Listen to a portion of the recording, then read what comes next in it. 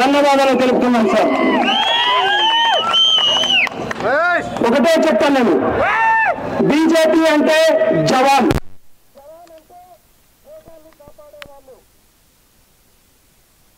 జనసేన అంటే కిసాన్, కిసాన్ అంటే రైతుల పక్షాన అందరి పక్షాన ఉండేది జనసేన. టీడీపీ అంటే విజన్, విజన్ మనం ఏమి చేయాలన్నా ఆర్థికంగా మనం ఇంప్రూవ్మెంట్ చేయాలంటే టీడీపీ.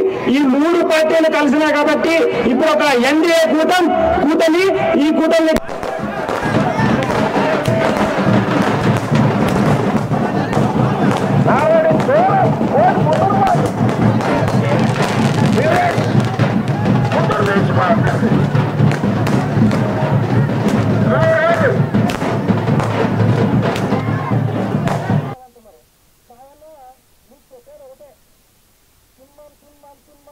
అంటారు. మీకు ఇంకోటి తెలియదేమో, ఎవరన్నా రాత్రిపూట దొంగలు వస్తే ఊరు మొత్తం కలుస్తాం, ఎవరన్నా మూడు నమ్మకాలు ఊర్లోకి వస్తారంటే ఊరు మొత్తం కలుస్తాం.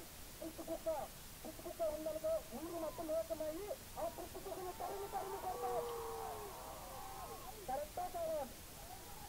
అదేవిధంగా సాయంలో వీళ్ళు అడిగేది ఒకటే ఒకటి, ఈ గత 10 సంవత్సరాల నుంచి ఎంత దారుణం చేసినారన్న ఆదోని రాజకీయాన్ని పర్సనల్ గా అటాక్ చేపిస్తున్నారు కదన్నా, చెప్పాలి కదన్నా. రీసెంట్ గా మీద పర్సనల్ గా అటాక్, ఏదో మన ఇంట్లో పర్సనల్ అటాక్ అందరికీ ఉంటాయన్నా. నేను అడుగుతున్నాను, మీ మితి మీద ఇస్పేటకు ఇచ్చారు, అది మీరు చేశారా లేదా? అదేవిధంగా రేషన్ స్మగ్లింగ్ చేసినారా లేదా? కబ్జాలు చేసినారా లేదా? వీటికి అన్నిటికి ఆన్సర్ చెప్పిన తర్వాతే బీజేపీ పార్టీ నాయకుల్ని, అదేవిధంగా జనసేన నాయకులు, టీడీపీ నాయకుల్ని మీరు విమర్శించాలన్నా. ఇంకా చెప్తూ ఉంటారు ఆ బీసీ నాయకులు, మేము బీసీ నాయకులు అని.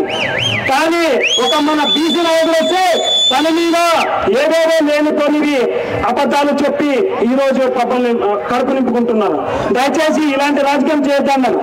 అదేవిధంగా అన్న ఈ Kallabavi, BC colony, Bhaskar Reddy colony, Prakash Nagar, తర్వాత వైఎస్ఆర్ నగర్, శంకర్ నగర్, ఇక్కడ ఇవన్నీ ఏరియా పెద్ద ఏరియా అన్న. ఇక్కడ ప్రాబ్లం ఏమంటే సమ్మర్ వస్తే 15 to 20 days వాటర్ వస్తుంది. ఇక్కడే కౌన్సిలర్లు ఉన్నారు, వీళ్ళు ఇంటి ముందు కాలు కూడా కూర్చుకోలేరు. నేను అక్కడ రీసెంట్ గా ఒక పెద్ద హోల్ ఉంది, దాదాపు 2 సంవత్సరాల నుంచి చూస్తున్నా. ఏం చేయలేరన్న ఈ వైసీపీ వాళ్ళు. ఊరికే దండగా ఏదో పేటీఎం 5 రూపాయలు వేస్తున్నట్లు అనిపిస్తుంది అంతే.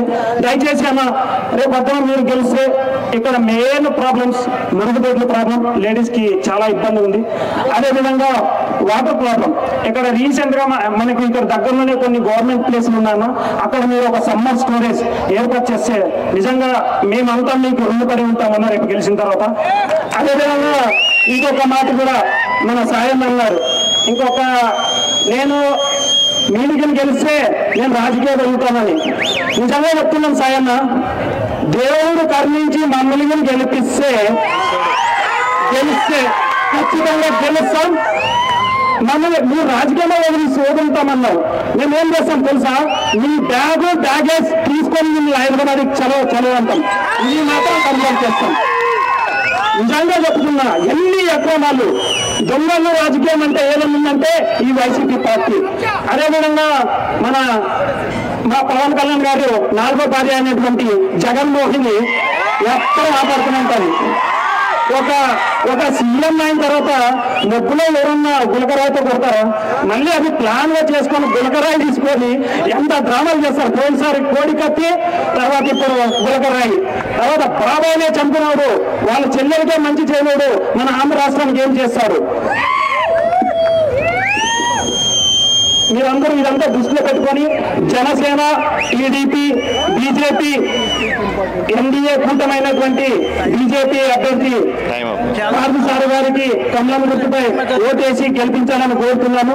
అదేవిధంగా జనసేన, టీడీపీ, బీజేపీ, ఎన్డీఏ కూటమి తరఫున ఏర్పరిచిన టీడీపీ ఎంపీ అభ్యర్థి అయినటువంటి పంచలింగాల నాగరాజుని సైకిల్ గుర్తుకి ఓటేసి భారీ మెజార్టీతో గెలిపించాల్సిందిగా మనస్ఫూర్తిగా కోరుకుంటున్నాము. గెలిచిన తర్వాత మన ప్రాబ్లం ని సాల్వ్ చేసుకుందాం. జై జనసేన, జై టీడీపీ, జై బీజేపీ, జై హింద్.